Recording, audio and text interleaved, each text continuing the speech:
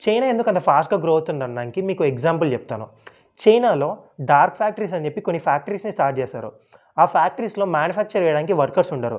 ఆ ఫ్యాక్టరీ మొత్తం robots and ఏఐతో మాత్రమే రన్ అవుతాయి. ఆ ప్రోడక్ట్‌ని బిల్డ్ చేసి, చెక్ చేసి, మూవ్ చేసేంత వరకు మొత్తం ఆ రోబోట్స్ బాధ్యతే అనమాట.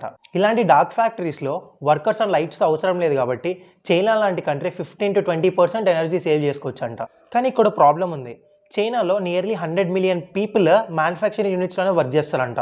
వీళ్ళందరి జాబ్స్‌ని రోబోట్స్ రీప్లేస్ చేస్తున్నాయి. దీనివల్ల చైనాలో చాలా చోట్ల స్ట్రైక్స్ కూడా జరుగుతున్నాయంట. ఫాక్స్‌కాన్ అనే ఒక కంపెనీ 60,000 వర్కర్స్‌ని రోబోట్స్‌తో రీప్లేస్ చేసిందంట. అండ్ వాళ్ళ టార్గెట్ ఏంటంటే ఈ ఇయర్ ఎండ్ లోపు 30% ఆఫ్ వాళ్ళ వర్క్ ఫోర్స్‌ని రోబోట్స్‌తో రీప్లేస్ చేయడం అంట.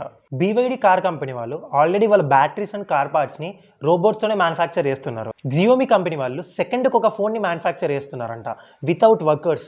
అండ్ 24/7 మ్యానుఫ్యాక్చరింగ్ యూనిట్ రన్ అవుతుందంట without lights. China one of the top most hi-tech manufacturing కంట్రీస్‌లో ఒకటి అవ్వాలని చైనా గవర్నమెంట్ ఇనిషియేటివ్ తీసుకుంది. If you are interested in knowing new things and the most happening things in the world, just like, share and subscribe my channel.